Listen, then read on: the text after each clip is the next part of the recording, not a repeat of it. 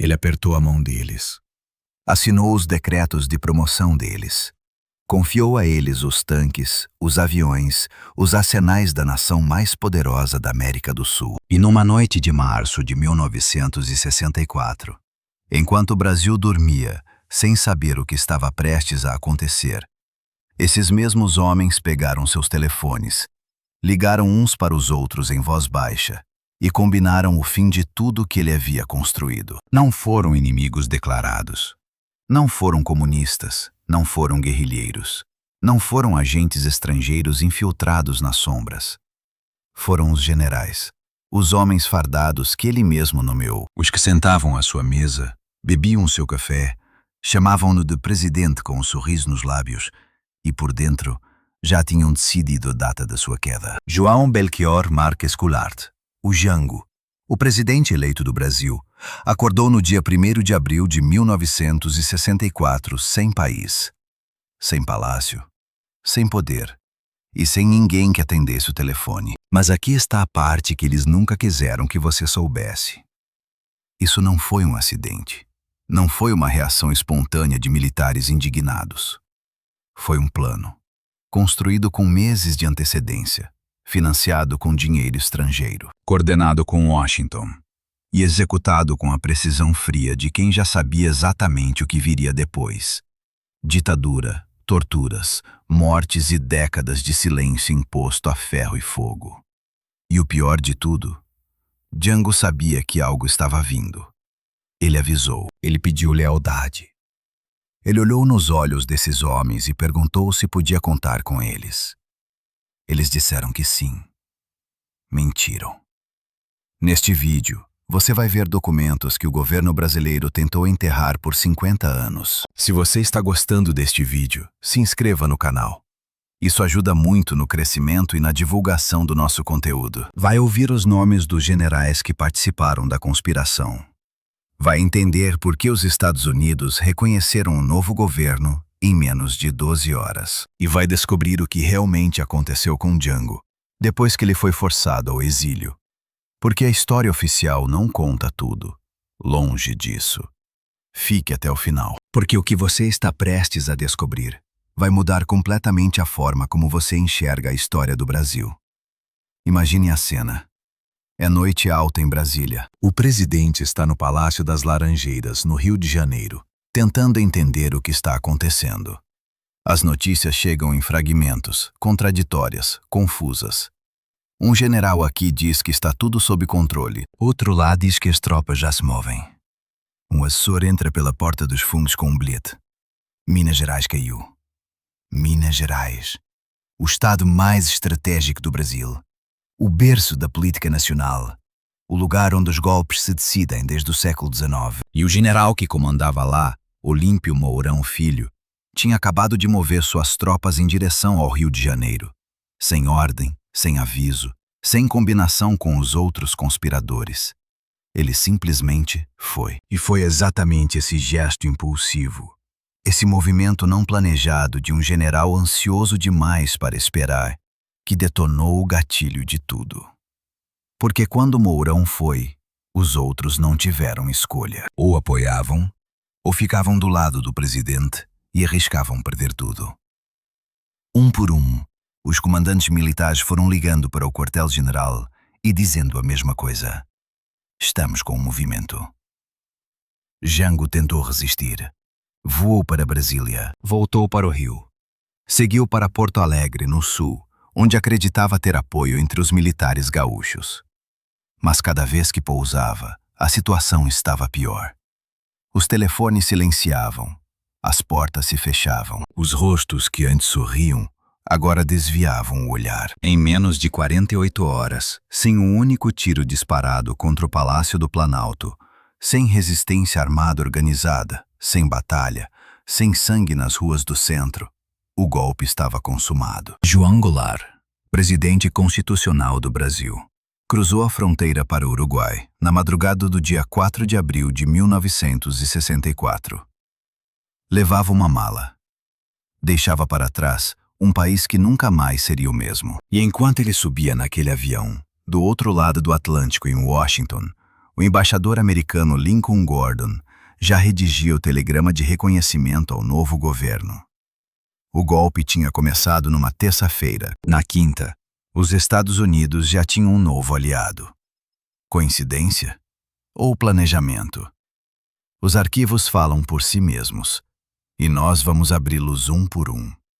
Para entender por que derrubaram João Goulart, você precisa primeiro entender quem ele era. Não o personagem que a ditadura construiu para justificar o golpe. O agitador comunista, o subversivo perigoso, o homem que queria transformar o Brasil em Cuba. Esse personagem foi fabricado com muito cuidado e muita mentira. Você precisa entender o homem real. João Goulart nasceu em 1º de março de 1918, em São Borja, no Rio Grande do Sul. Filho de estancieiros, cresceu numa família de posses, com terra, gado e o sotaque carregado do pampa gaúcho. Não era um operário. Não era um intelectual marxista formado em Moscou. Era um filho de fazendeiro que estudou direito, herdou terras e descobriu cedo que tinha um talento raro. Conseguia falar com todo mundo.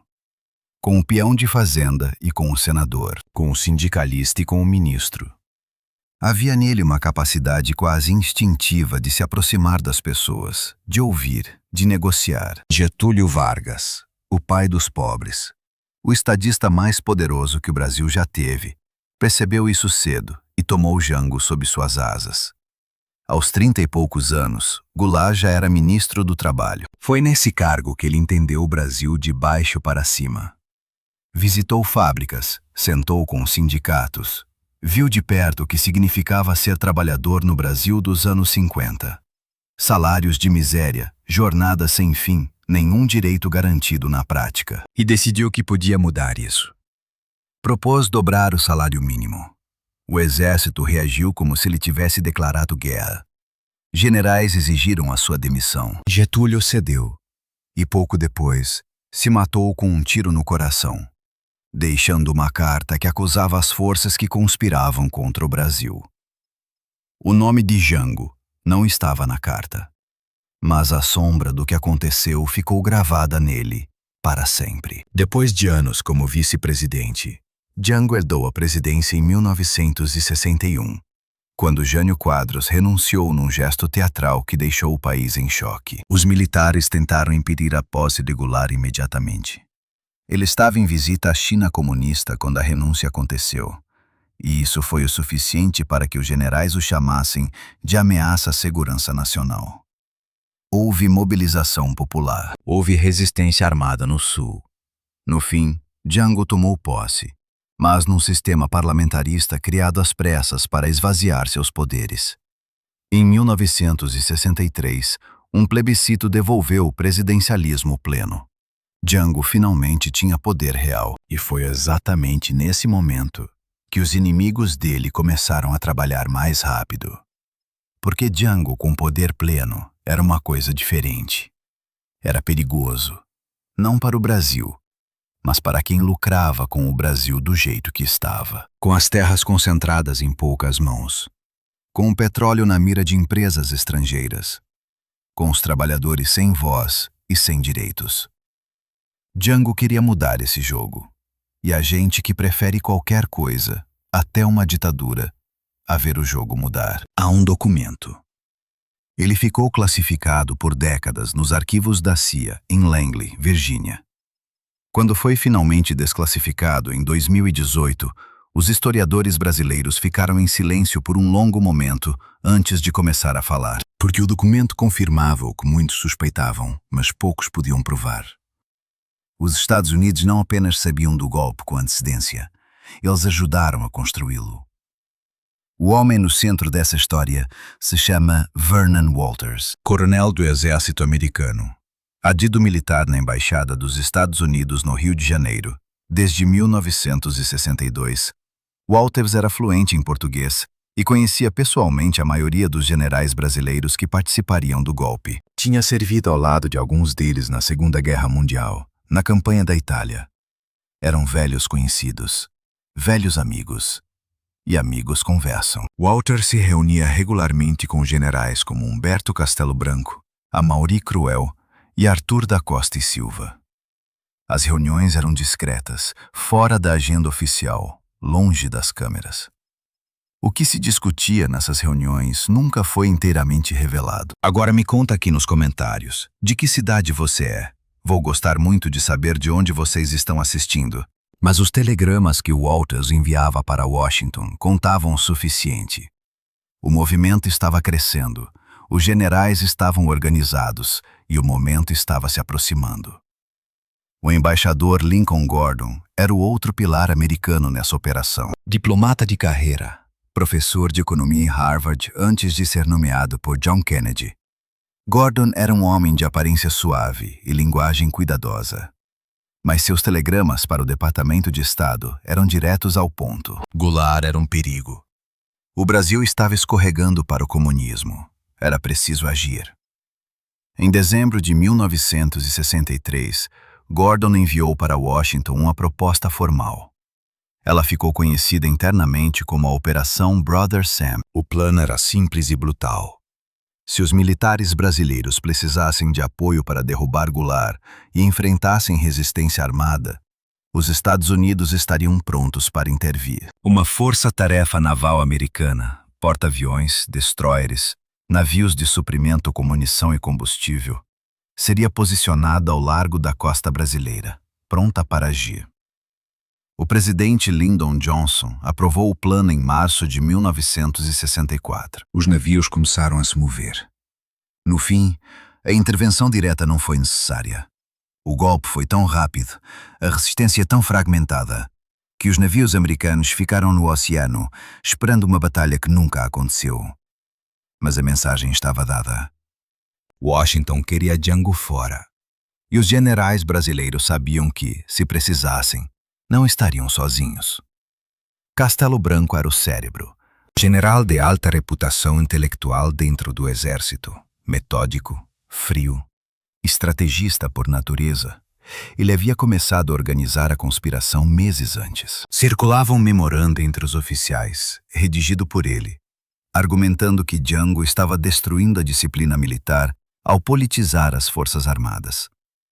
Era um argumento calculado, porque Django, de fato, havia dialogado com sargentos e suboficiais que pediam direito a voto e representação política. Para Castelo Branco, isso era inaceitável. Para os conspiradores, era o pretexto perfeito. Enquanto Django discursava para multidões, acreditando que o apoio popular era sua proteção, os generais fechavam o cerco. Silenciosamente, metodicamente, com a paciência de quem já conhece o final da história. Era 13 de março de 1964. A central do Brasil, no Rio de Janeiro, estava tomada por gente. Estimativas falam em 200 mil pessoas. Outros dizem que eram 300 mil. O mar humano se estendia por todos os lados. Bandeiras vermelhas e verdes misturadas. Faixas pedindo reforma agrária, nacionalização, direitos. Era o maior comício da história do Brasil até aquele momento.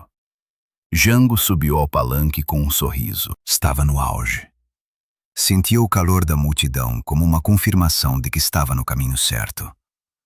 E então assinou, ao vivo, na frente de 300 mil pessoas e das câmeras de televisão, 2 decretos que mudariam tudo. O primeiro, a nacionalização das refinarias de petróleo privadas. O segundo, a desapropriação de terras às margens de rodovias e ferrovias federais para a reforma agrária. A plateia explodiu em aplausos. Django levantou os braços. Foi um momento de pura euforia política. E foi o momento em que os generais decidiram que não havia mais tempo a perder. Porque aqueles decretos não eram apenas medidas econômicas. Era uma declaração de guerra contra os interesses que sustentavam o status quo brasileiro. As refinarias privadas tinham sócios americanos. As terras às margens das ferrovias pertenciam a famílias poderosas que existiam há gerações. E Django havia feito tudo isso ao vivo, na televisão, com 300 mil pessoas aplaudindo de pé. Não havia como voltar atrás. Não havia como negociar. O dado estava lançado. Mas há um personagem nessa história que a maioria das pessoas esquece de mencionar. uma mulher. Dona Leonel, não. Ivete Vargas não estava lá. O nome é outro. Tancredo Neves. Que era homem, sim. Mas o personagem feminino dessa noite foi Alzira Vargas, filha de Getúlio, que naquele mesmo período circulava pelos bastidores políticos, tentando avisar Jango que ele estava indo longe demais, rápido demais. O personagem central desta noite, porém, é outro. É o general Arthur da Costa e Silva. Costa e Silva estava naquela noite em seu escritório, assistindo ao comício pela televisão. Era um general diferente de Castelo Branco. Menos intelectual, mais visceral, com um temperamento que oscilava entre o paternalismo e a brutalidade. Enquanto Castelo Branco conspirava com frieza de xadrez, Costa e Silva reagia com as entranhas. E o que viu naquela noite o encheu de uma fúria que, segundo pessoas que estavam com ele, era quase física. Ele virou para os assessores e disse algo que ficou registrado nos diários de um deles. Esse homem acabou de assinar o fim dele mesmo, e nós vamos ajudá-lo a entender isso. Nos dias seguintes ao comício, a conspiração acelerou. Reuniões que antes aconteciam mensalmente passaram a ser semanais. Semanais viraram diárias. Os círculos de confiança se fecharam. Os nomes foram confirmados. As datas começaram a ser cogitadas. Jango, enquanto isso, planejava um novo comício, desta vez para os militares, sargentos, cabos, soldados. Queria mostrar que a tropa estava com ele. Queria demonstrar que o povo fardado era seu aliado. Foi o último erro. Para entender o golpe de 1964, você precisa entender que ele não foi feito por monstros. Foi feito por homens comuns. Homens com filhos, com histórias de vida, com carreiras construídas ao longo de décadas que fizeram uma escolha. E essa escolha custou ao Brasil 21 anos de ditadura, centenas de mortos, milhares de torturados e uma geração inteira de exilados. O primeiro nome é Humberto Castelo Branco, nascido no Ceará em 1897, filho de militar, formado pela escola de guerra mais rigorosa que o Brasil tinha na época. Combateu na Itália durante a Segunda Guerra, junto com a Força Expedicionária Brasileira. Era respeitado dentro do exército como poucos. Quando falava, as pessoas ouviam. E o que ele vinha dizendo, em voz cada vez menos baixa, era que Jango estava destruindo a hierarquia militar, flertando com a subversão e abrindo o Brasil para a influência comunista. Era mentira? Em parte, Jango havia de fato dialogado com organizações de sargentos que pediam participação política, algo que a Constituição da época proibia para militares de baixa patente. Isso irritava genuinamente muitos oficiais, mas Castelo Branco foi além dos fatos. Transformou uma questão de disciplina interna numa narrativa de ameaça existencial ao Brasil. E foi essa narrativa que ele vendeu para os indecisos. O segundo nome é Amaury Cruel, e este é o mais doloroso de todos. Cruel era amigo pessoal de Jango, amigo de verdade, da juventude, do Rio Grande do Sul, das festas e das conversas longas. Quando Jango assumiu a presidência, nomeou Cruel para comandar o Segundo Exército, sediado em São Paulo, o comando mais poderoso do país. Era um presente de confiança. Era dizer, eu sei quem você é, e sei que posso contar com você. Na noite do golpe, Jango ligou para Cruel pessoalmente. A conversa foi curta. Jango pediu lealdade, disse que precisava dele, disse que o Brasil precisava dele. Cruel fez uma pausa, e então colocou uma condição. Jango deveria romper publicamente com as organizações de esquerda que o apoiavam. Os sindicatos radicais, as ligas camponesas, o Partido Comunista. Se fizesse isso, Cruel ficaria do seu lado. Jango recusou. Disse que não podia abandonar quem havia lutado por ele. Cruel desligou o telefone. E no dia seguinte, moveu o Segundo Exército contra o presidente. Há quem diga que Cruel estava esperando por aquela recusa, que a condição era impossível de aceitar de propósito, que ele já havia decidido antes mesmo de ligar. Mas a verdade é que nunca saberemos. O que sabemos é que a traição mais profunda do golpe de 1964 não veio dos inimigos ideológicos de Jango, veio de um amigo. O terceiro nome é Olímpio Mourão Filho. E este é o mais estranho de todos. Mourão era o homem que deu o tiro de largada.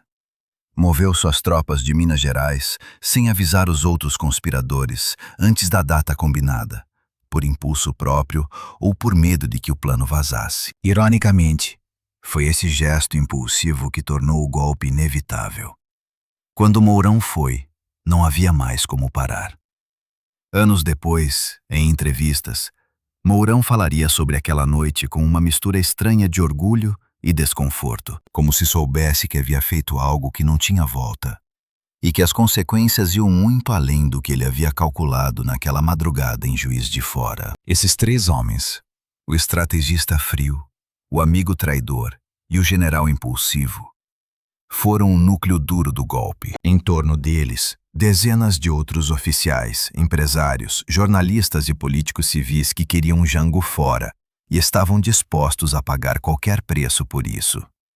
O preço, como o Brasil descobriria nos anos seguintes, foi altíssimo. Mas em março de 1964, poucos queriam ouvir isso.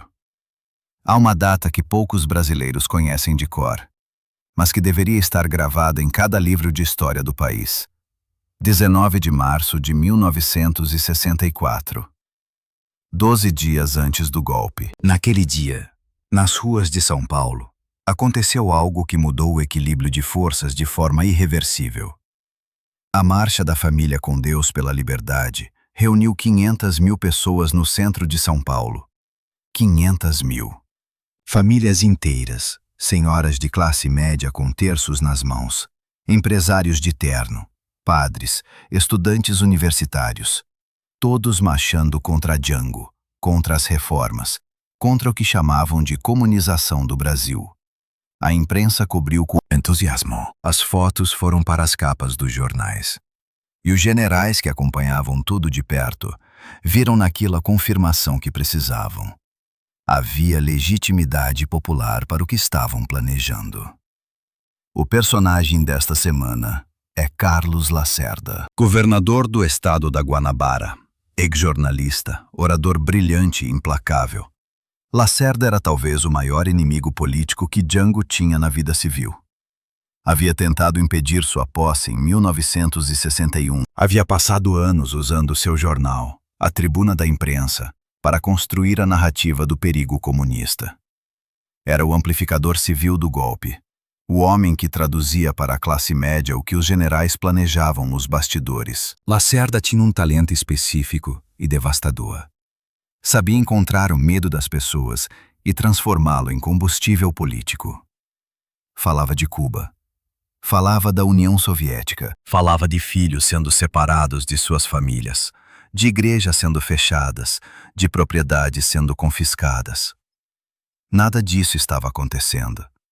Mas repetido com suficiente eloquência e suficiente frequência, o medo se tornava real. Enquanto isso, dentro do Palácio das Laranjeiras, a situação de Jango se deteriorava de forma que poucos percebiam de fora. Seus assessores mais próximos estavam divididos. Alguns pediam recuo, abandonar as reformas mais radicais, negociar com os moderados do Congresso, desinflar a tensão. Outros pediam exatamente o oposto: acelerar, radicalizar, mobilizar as massas antes que os generais se movessem. Jango ficou entre os dois lados. E essa hesitação, esse momento de paralisia num homem que havia sido sempre um negociador nato, foi talvez o fator mais decisivo de todos. Porque os golpistas não hesitaram, nem por um segundo. Na noite de 30 de março de 1964, Jango cometeu o erro que selou seu destino. Foi a um evento do Automóvel Clube do Rio de Janeiro para discursar para sargentos e suboficiais das Forças Armadas. O evento tinha um caráter político explícito, militares em serviço ativo, em farda, aplaudindo um presidente que falava em reforma e mobilização popular. Para os generais conspiradores, aquilo foi a prova final que precisavam. Django estava, segundo eles, subvertendo a hierarquia militar. Estava politizando a tropa. Estava armando os de baixo contra os de cima. Era o pretexto definitivo, perfeito, irreparável. Na manhã seguinte, Mourão Filho moveu suas tropas. Agora vem a parte que os livros didáticos resumem em 2 linhas, mas que, na realidade, foi uma das 48 horas mais caóticas e angustiantes da história política brasileira. É 31 de março de 1964, início da tarde. O general Mourão Filho, e Juiz de Fora, Minas Gerais, dá a ordem que ninguém esperava naquele momento. Suas tropas começam a marchar em direção ao Rio de Janeiro. Não há declaração formal, não há ultimato público, apenas tanques e caminhões militares se movendo pela estrada, e um general que decidiu que não ia mais esperar. No Palácio das Laranjeiras, a notícia chega como um choque de adrenalina. Django convoca seus ministros, liga para comandantes militares, tenta entender a dimensão real do que está acontecendo. As informações são contraditórias. Alguns dizem que é um movimento isolado, que Mourão está agindo por conta própria, que os outros generais não apoiam. Outros dizem que o cerco já está fechado. O homem que Django mais precisa nesse momento é o general Amaury Cruel, comandante do 2º Exército em São Paulo. Se Cruel ficar do seu lado, o golpe pode ser contido. São Paulo e Rio juntos são irresistíveis militarmente. Django pega o telefone. A conversa, já sabemos como terminou. Mas o que poucos sabem é o que aconteceu nas horas seguintes, quando Django ainda tentou uma última cartada. Havia um nome em que ele confiava.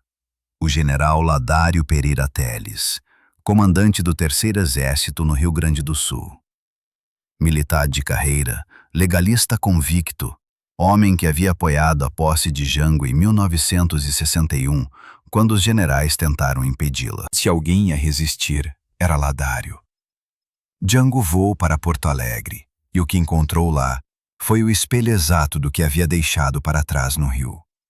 Ladário estava disposto a lutar, tinha tropas, tinha moral, mas não tinha tempo. Porque enquanto o avião de Django voava para o sul, o resto do Brasil já estava caindo. Um por um, os comandos militares anunciavam adesão ao golpe. O Congresso se movia para declarar vacância na presidência. O presidente do Senado, Auro de Moura Andrade, numa manobra de duvidosa legalidade, declarou a presidência vaga enquanto Django ainda estava em território brasileiro. E aqui está o detalhe que a história oficial sempre suavizou.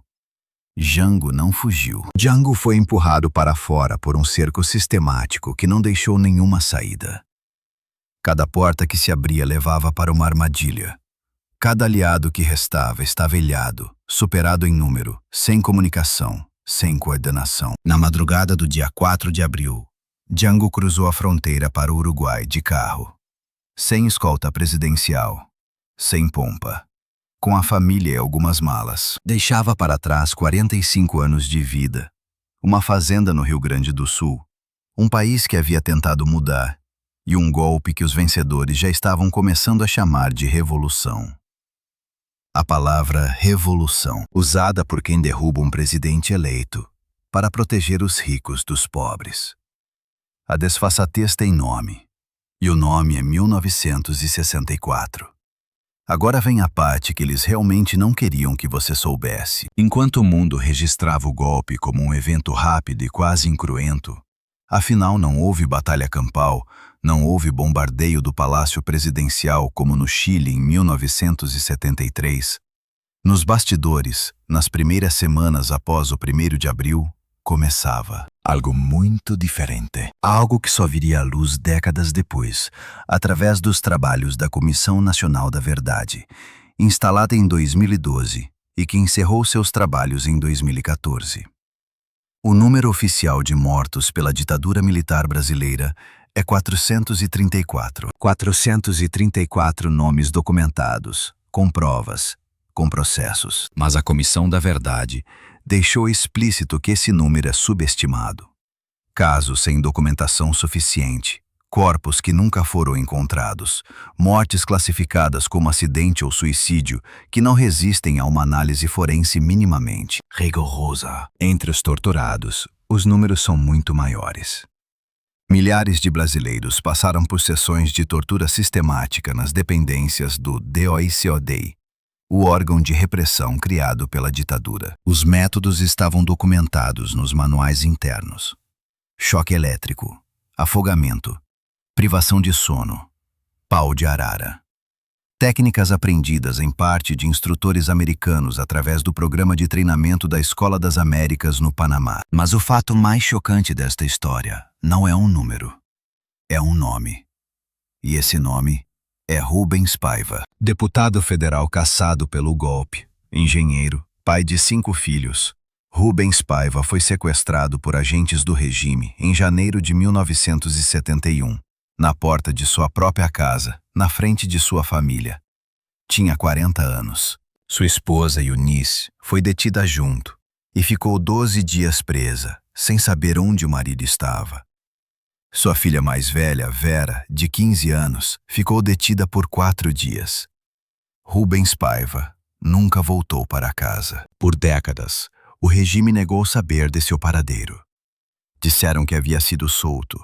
Disseram que havia fugido para o exterior. Mentiram com documentos. Mentiram com carimbos oficiais. Mentiram com a cara limpa de oficiais fardados olhando nos olhos da família de um homem que eles próprios haviam matado. Só em 1996, 25 anos depois, o governo brasileiro reconheceu oficialmente a morte de Rubens Paiva sob tortura, enquanto estava sob custódia do Estado. A história de Rubens Paiva e de Eunice, sua esposa, que passou décadas lutando por justiça e criando 5 filhos sozinha com uma dignidade que envergonha qualquer comparação possível, foi contada no livro de seu filho Marcelo Rubens Paiva, Ainda Estou Aqui, que em 2024 virou um filme que sacudiu o Brasil e trouxe uma nova geração de brasileiros a confrontar o que seus pais e avós haviam vivido. E João Goulart, no exílio? Essa história ainda não acabou. Porque o que aconteceu com Jango, depois que ele cruzou a fronteira, é o capítulo mais sombrio de todos. E é o que vamos revelar no próximo episódio. Porque Jango morreu. Em circunstâncias que a ciência forense, 50 anos depois, classificou com uma palavra que muda tudo: homicídio. João Goulart morreu em 6 de dezembro de 1976, em Mercedes, uma pequena cidade argentina na província de Corrientes. Tinha 58 anos. A causa oficial: infarto do miocárdio. O laudo foi assinado rapidamente. O corpo foi velado e enterrado sem autópsia completa, sem perícia independente, sem nenhuma investigação séria. Um ex-presidente do Brasil, morto em solo estrangeiro, e ninguém fez perguntas. Por décadas, a versão do infarto foi a única que existiu oficialmente. Jango tinha problemas cardíacos, diziam. O exílio havia sido duro. O estresse, o isolamento, a saudade. Era humano que o coração cedesse. Mas havia detalhes que não fechavam. Jango havia jantado com amigos naquela noite. Estava bem disposto, segundo os presentes. Conversou longamente, riu, bebeu vinho com moderação. Foi dormir sem nenhum sinal de mal-estar. E de madrugada, simplesmente não acordou. Ao mesmo tempo em que Jango morria, outro ex-presidente latino-americano morria em circunstâncias igualmente repentinas e igualmente convenientes para as ditaduras da região. O boliviano Juan José Torres, deposto por um golpe em 1971, foi assassinado. Em Buenos Aires, em junho de 1976. Poucos meses antes de Jango, Torres foi baleado. Não havia como esconder, mas o método importava menos do que o padrão, porque estava em andamento, naquele momento, uma das operações mais sinistras da história da América do Sul. Ela tinha um nome: Operação Cóndor. A Operação Cóndor era um sistema de cooperação entre as ditaduras militares do Cone Sul, Brasil, Argentina, Chile, Uruguai, Paraguai e Bolívia, para identificar, perseguir, sequestrar e assassinar opositores políticos que haviam fugido para outros países. Coordenada pela DINA chilena, financiada e apoiada logisticamente pela CIA, a Operação Condor transformou o exílio num lugar tão perigoso quanto a prisão. Ex-presidentes, ex-ministros, líderes sindicais, intelectuais, ninguém estava seguro. A fronteira não protegia mais ninguém. Você podia fugir do Brasil para a Argentina e ser encontrado por agentes brasileiros operando em Buenos Aires com a cumplicidade da ditadura argentina. Podia ir para o Chile antes de 1973 e ser entregue depois. Podia tentar a Europa e ser monitorado por redes de informantes que chegavam até Paris e Roma.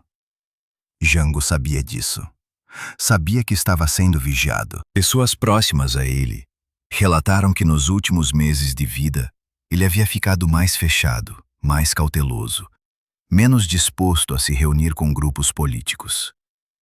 Como se sentisse o cerco se fechando sem conseguir identificar de onde vinha. Em 2000, o jornalista Flávio Tavares publicou um livro, Memórias do Esquecimento, em que relatava conversas com exilados que haviam estado próximos de Django no final de sua vida. Um deles descreveu uma cena perturbadora. Semanas antes de morrer, Django havia recebido uma visita inesperada de um homem que se identificou como emissário do governo brasileiro. A mensagem trazida era simples e ameaçadora. Se Django tentasse voltar ao Brasil e retomar qualquer atividade política, as consequências seriam severas. Django teria respondido que não tinha intenção de fazer nada disso, que estava velho e cansado, que só queria voltar para morrer na sua terra. Semanas depois, estava morto. Em 2013, quase 40 anos após sua morte, o governo Dilma Rousseff autorizou a exumação do corpo de João Goulart, como parte dos trabalhos da Comissão Nacional da Verdade. Uma equipe de peritos forenses brasileiros e internacionais analisou os restos mortais com técnicas que não existiam em 1976. O resultado foi anunciado em novembro de 2013. Os peritos encontraram concentrações anômalas de tálio nos ossos de Goulart. Tálio, um metal pesado, inodoro, insípido, que em doses suficientes causa falência cardíaca e é quase impossível de detectar sem uma análise forense específica. O veneno perfeito para simular um infarto. O veneno que a KGB soviética usava. O veneno que a DINA chilena havia utilizado em pelo menos um assassinato documentado durante a Operação Condor. A Comissão da Verdade não declarou formalmente que Django havia sido assassinado. Os peritos disseram que os resultados eram inconclusivos, mas altamente sugestivos. Uma linguagem cuidadosa, uma linguagem de quem sabe o que encontrou, mas também sabe que provar além de qualquer dúvida, 50 anos depois, com um corpo exumado, é quase impossível. Mas os familiares de Django não têm dúvidas. Sua filha, Denise Goulart, que passou décadas pedindo que a verdade viesse à tona, disse numa entrevista após a divulgação do laudo: "Nós sempre soubemos. A família sempre soubesse. Ele não morreu de infarto. Ele foi assassinado. E as pessoas que mandaram fazer isso ainda têm nomes, ainda têm famílias, e nunca foram responsabilizadas." Nenhum responsável pelo assassinato de João Goulart, se assassinato foi, e tudo indica que foi identificado, indiciado ou julgado até. Os arquivos completos da Operação Condor permanecem parcialmente classificados em Washington. Partes do acervo da CIA referentes ao Brasil foram liberadas, mas com lacunas estratégicas. Páginas inteiras cobertas de tinta preta, parágrafos que começam e terminam no nada. Nomes que foram apagados antes que alguém pudesse lê-los. João Goulart queria dar terra a quem não tinha. Queria dar salário digno a quem trabalhava. Queria um Brasil onde o petróleo fosse do povo brasileiro. Por isso foi derrubado. Por isso foi exilado. Por isso, muito provavelmente, foi envenenado numa pequena cidade argentina enquanto sonhava em voltar para casa. E os homens que fizeram isso nunca pagaram. Essa é a história que o Brasil ainda está aprendendo a contar. Uma história de traição, de covardia, de cumplicidade estrangeira e de um crime que o tempo foi capaz de esconder, mas não de apagar completamente. O nome dele era João Goulart, e ele merecia um final diferente. Se você gostou desta história, deixe seu like no vídeo e se inscreva no canal para acompanhar os próximos conteúdos.